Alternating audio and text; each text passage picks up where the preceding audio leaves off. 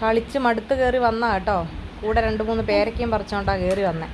പിന്നെ അതിനെ കഷ്ണങ്ങളാക്കി മുറിച്ച് ഇച്ചിരി മുളക് പൊടിയും ഉപ്പും നാരങ്ങാ നീരൊക്കെ ഇങ്ങോട്ട് ചേർത്ത് 3 പേരും കൂടെ കഴിക്കുക.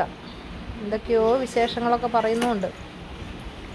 അത് കഴിച്ച് കഴിഞ്ഞപ്പോൾ അതിന് എരിവ് കൂടിപ്പോയി എന്ന് പറഞ്ഞ് കുറച്ച് പഞ്ചസാര എടുത്ത് നക്കുന്നുണ്ട് 3 ആൾ.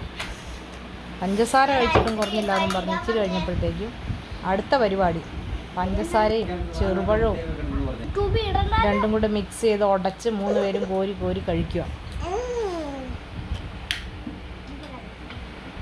അതൊക്കെ കഴിഞ്ഞ് കഴിയുമ്പോൾ ഇനി അടുത്ത പരിപാടി നോക്കാമെന്ന് പറഞ്ഞ് ദാണ്ട കിണർ ഒഴിക്കാൻ പോകുമല്ലോ. പലകയൊക്കെ എന്തിനോ എന്തോ.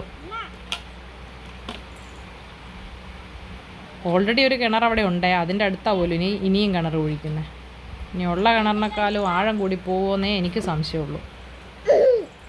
ആദ്യം അവിടെ ഒരു വട്ടമൊക്കെ വരച്ച് ആ വട്ടത്തിൻ്റെ ഷേപ്പിൽ കിണർ ഒഴിച്ചെടുക്കുമെന്നാണ് പറഞ്ഞേക്കുന്നത്. 3 പേര് ഉഷാറായിട്ട് പണിയെടുക്കുന്നുണ്ട്. കുഴി കഴിയുമ്പോഴത്തേക്കും എന്തരാവോ എന്തോ, കണ്ടറിയാം.